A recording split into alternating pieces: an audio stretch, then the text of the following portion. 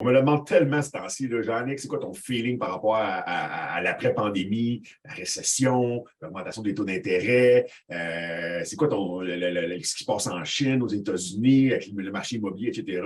Bref, ce que je dis toujours, là, c'est que je n'ai pas de boule de cristal. OK? J'avais fait une prédiction pendant la pandémie, puis jamais j'aurais pensé que les maisons allaient prendre autant de valeur. Donc, je n'ai pas de boule de cristal. Mais j'ai quelques faits, par exemple. OK? Vous le savez, je suis un data junkie. La plateforme Mon Prospecteur, on a énormément de data, d'informations sur qui viennent du registre foncier. Tu sais. Fait que ce que je remarque beaucoup dans mon analyse de dossiers en ce moment, c'est que les types de dossiers, les dossiers ont changé. OK? Je vais vous présenter des cas typiques de dossiers que je voyais avant la pandémie. OK? Il y en a encore beaucoup de ces dossiers-là, mais il y en a beaucoup moins qu'il y en avait. Et c'est des dossiers classiques que je vais vous montrer. Je vais vous en montrer deux exemples. OK? Et je vais vous montrer aussi de ce que je vois de plus en plus. OK? Que ce que j'appelle justement les cas post-pandémie. OK? Donc, vous allez voir la différence entre les deux dossiers. Je vois de plus en plus de ce deuxième type-là. Écoute, vous allez comprendre que c'est des cas beaucoup plus importants, beaucoup plus lourds. Donc, je vous ai préparé quelques petits dossiers pour qu'on puisse regarder ça ensemble. Je suis en train de faire la prospection ce matin, puis je me suis dit, tabarouette, je pense que ça va faire du très bon contenu à présenter. Donc, j'ai préparé 5 dossiers, OK? Fait que commençons avec ce que j'appelle les classiques, OK? Donc, on va parler d'avis de 60 jours, puis spécifiquement, là, aujourd'hui, j'ai juste utilisé des avis de 60 jours, parce que c'est ça qui a plus un gros impact avec l'économie. Bref, le classique, le guys, OK? Quand tu tombes en défaut de paiement, là, habituellement, tu vas cumuler 3 mois de non-paiement. Okay? Puis pendant ces 3 mois-là, là, la banque va t'appeler, elle va monsieur, vous allez skipper un paiement, est-ce que vous pouvez faire une entente, est-ce qu'on peut. Donc, la banque va communiquer avec vous. OK? Suite à 3 mois, habituellement, avant la pandémie, c'était pas mal ça, 2, 3 mois de non-paiement, de retard hypothécaire. Là, la banque déposait un avis de 60 jours. OK? Donc, ça fait des classiques. C'est-à-dire que si on regarde ce dossier-là ici, on voit que l'avis de 60 jours est de 9 000 OK? Donc, 9 000 on peut supposer que c'est, on va aller déployer le document, mais on peut supposer que c'est des 3 mois de non-paiement hypothécaire et probablement les taxes municipales pas payées aussi, taxes scolaires. Puis ça fait un montant entre 5 et 10 000 de retard, ce qui est somme toute réglable, ce qui est somme toute possible d'emprunter à un proche, peut-être pour régler ces sommes-là, ou plus logiquement, d'aller emprunter à un prêteur privé ou un prêteur en deuxième rang pour qu'il puisse consolider vos dettes. OK? Donc, ça, c'est un classique, je vois ça souvent. OK? Donc, si on va voir ce dossier-là ici, le prêt est en défaut, le débiteur ayant inter-alias omis de payer les arriérages pour un total de 7 000 7 900 les taxes scolaires pour un montant de 1 100 À titre informatif seulement, détail important, la totale de la créance est de 263 000. Donc, son prêt n'est pas rappelé. Il doit payer les retards, il doit payer les taxes pour régulariser sa situation. Un classique. Un deuxième pour vous montrer ça, un autre cas que j'ai vu aujourd'hui, donc on n'est pas à Montréal, là, on est à Saint-Cyril de Wendover, 4 408 de retard de paiement. Et si on va visualiser l'acte, on va voir un peu la même chose au niveau de la dénonciation du défaut. Donc, si on va voir la dénonciation du défaut, le prêt est maintenant en défaut. Le débiteur ayant inter alias omis de payer la somme de 4 400 le débiteur est en défaut d'avoir payé les taxes scolaires et le débiteur est en défaut d'avoir payé les taxes municipales. Classique, on en voyait énormément avant de ça. Okay? Si je vous amène sur mon petit tableau ici, quand je disais avant, okay, je disais avant la pandémie, OK? Parce que si on prend, mettons, juste ici, là, je suis sur les plex, on va aller sur les maisons unifamiliales pour avoir un plus gros échantillon. J'ai déjà fait un contenu sur cette grille-là précisément. Et regardez les avis de 60 jours sur les maisons unifamiliales. 2017, 2018, 2019, on est dans les 5 500 de moyenne environ. Puis suite à la pandémie, on est tombé ça a chuté de 46 guys. Okay? Fait qu'il y a eu beaucoup moins de préavis d'exercice durant la pandémie. Et ce qu'on voyait avant la pandémie, c'était beaucoup comme ça, des cas que je viens de vous présenter. Donc, des retards de 3 mois, taxes non payées, donc des retards d'environ 5-10 000 okay? Là, on a beaucoup moins de préavis d'exercice depuis la pandémie.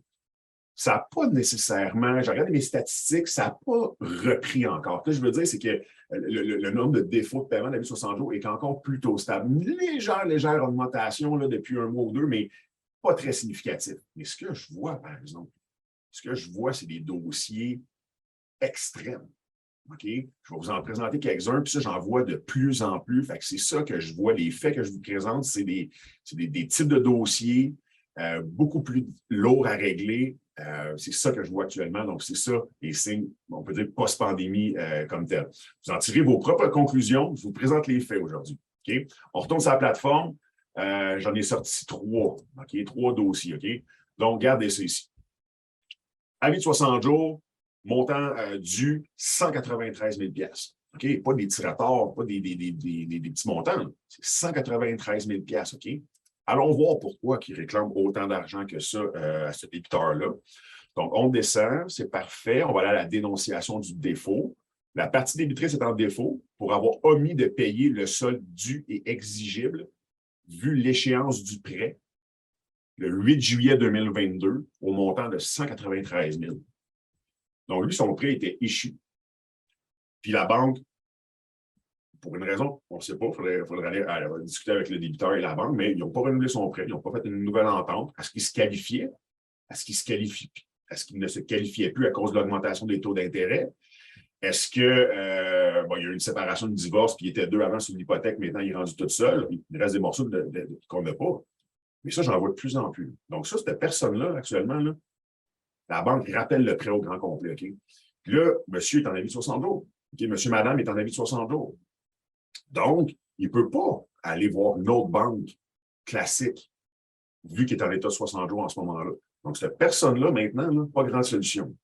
Soit qu'il vend, ou soit qu'il va se trouver un prêteur privé pour lui financer le 193 000 d'hypothèque qu'il doit. Puis les prêteurs privés gagnent, c'est à 12 d'intérêt. 12 d'intérêt. Donc, est-ce que tu veux vraiment habiter dans une maison, ta maison personnelle, puis avoir 12 d'intérêt sur ta propriété? Écoute, quand tu fais un flip, un investissement, ça peut être intelligent de prendre un prêteur privé, mais sur ta maison personnelle, ce n'est pas vraiment une bonne décision.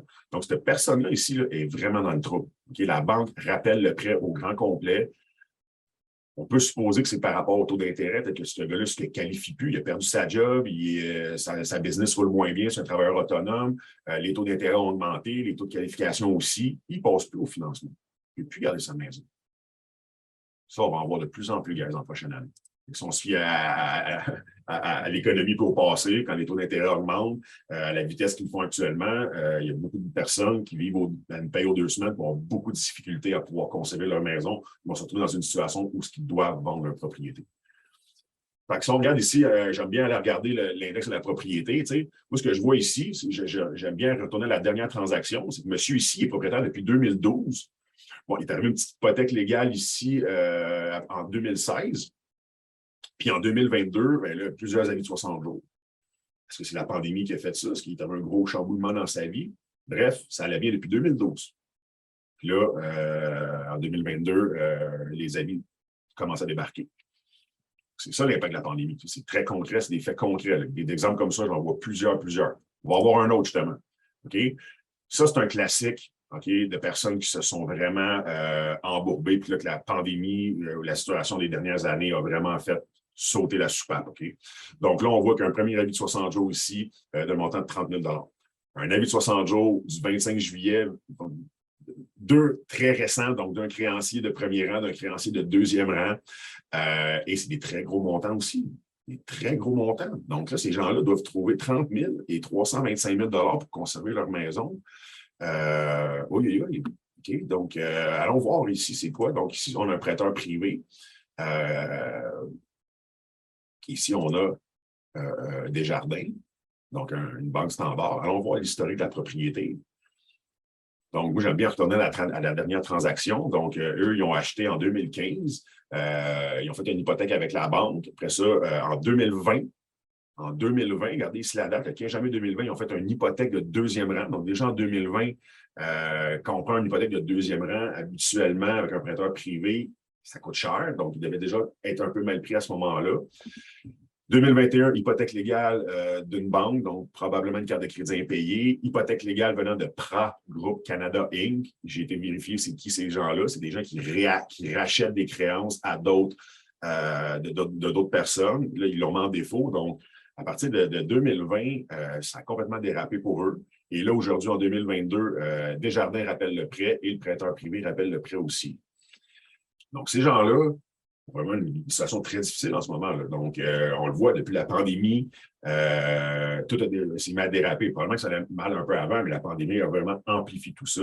Donc, hypothèque légale, préavis d'exercice, puis là, tous les prêts sont rappelés au grand complet. Très, très difficile de sortir d'une situation comme ça. La meilleure solution, c'est de vendre. Vendre la propriété et de prendre l'équité qui reste pour aller se reloger quelque part d'autre. Donc, ça, j'en vois de plus en plus. Des cas comme ça, vraiment, au bout du rouleau, ils ont tout emprunté, ce qu'ils peuvent emprunter, là, sont vraiment à la limite. Donc, situation vraiment très désagréable, j'imagine. Un quatrième cas que je vous présente maintenant, écoutez, même chose ici, regardez, un avis de 60 jours, en date du 24 août, la somme de 831 000 est réclamée, okay, de ces gens-là. Donc, ce sont plusieurs propriétaires, 831 000. OK, pourquoi que la banque rappelle le prêt de 831 000? Allons voir l'historique de la propriété. OK, ces gens-là, là, je regarde la dernière vente ici. Là. La dernière vente remonte à 1991. Ça veut dire que ça fait 30 ans qu'ils sont là. OK? Donc, ça fait longtemps qu'ils sont là dans leur maison. OK? Là, si on remonte un petit peu plus, là, on voit le prêt qu'ils ont fait avec la Banque de Montréal. En fait, une autre hypothèque avec distribution, avec un autre créancier ici. Et là, 24 août 2022, le prêt est rappelé au complet. Okay? Pas juste les retards, etc. Le prêt de 831 000 est rappelé au grand complet. Donc, ces gens-là, le prêt avec la Caisse populaire est complètement rappelé. La somme de 831 000. J'en ai parlé tantôt. Encore là, c'est une situation très difficile. Quand tu es en préavis d'exercice, il n'y a pas un autre créancier qui va vouloir te prêter. C'est écrit directement sur le registre que tu es en préavis d'exercice avec ton précédent créancier. Donc, ces gens-là doivent trouver une solution. OK? Là, je dis une solution parce que, évidemment, j'aurais dit prêteur privé. Mais là, emprunter 831 000 à un prêteur privé à 12 d'intérêt, hey, ça coûte cher en tabarouette, là. Ça coûte extrêmement cher par mois à habiter dans la maison. Écoute, c'est 1 par mois, 12 Donc, on parle d'une hypothèque que ça coûterait juste des intérêts, 8 313 par mois. Donc, on sentait que c'est pratiquement impossible pour des gens de payer ça. Donc, une autre situation qu'on voit ici, il n'y a pas 36 000 solutions pour ces gens-là. Dans mon livre à moi, ils doivent vendre leur propriété. On souhaite que cette propriété-là vale plus que ce qu'ils doivent dessus. Théoriquement, comme ils sont propriétaires depuis 1991, je leur souhaite vraiment qu'ils aient beaucoup capitalisé sur cette propriété-là, donc que ça vale beaucoup plus cher que l'hypothèque qui leur reste. Et ce qui est sûr en ce moment, c'est que quand la banque rappelle le prêt au complet, situation très délicate, très difficile de s'en sortir. Donc, je vous ai présenté des petits dossiers,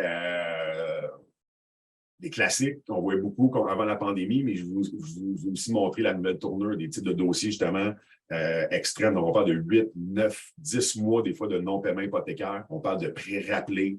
On parle de plusieurs dettes avec le prêteur privé, avec le prêteur de premier rang. Bref, les situations que je vois en ce moment-là sont beaucoup plus explosives.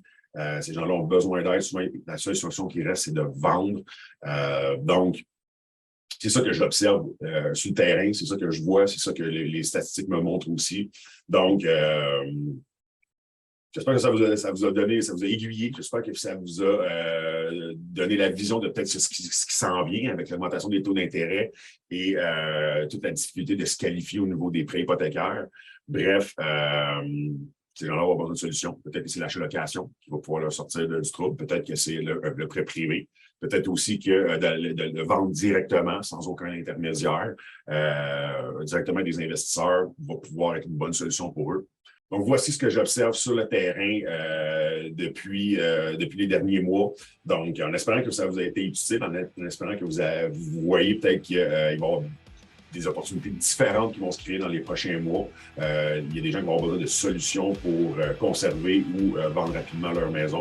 On va être là pour aider ces gens-là. Donc, likez, suivez-moi et bonne prospection là-dessus.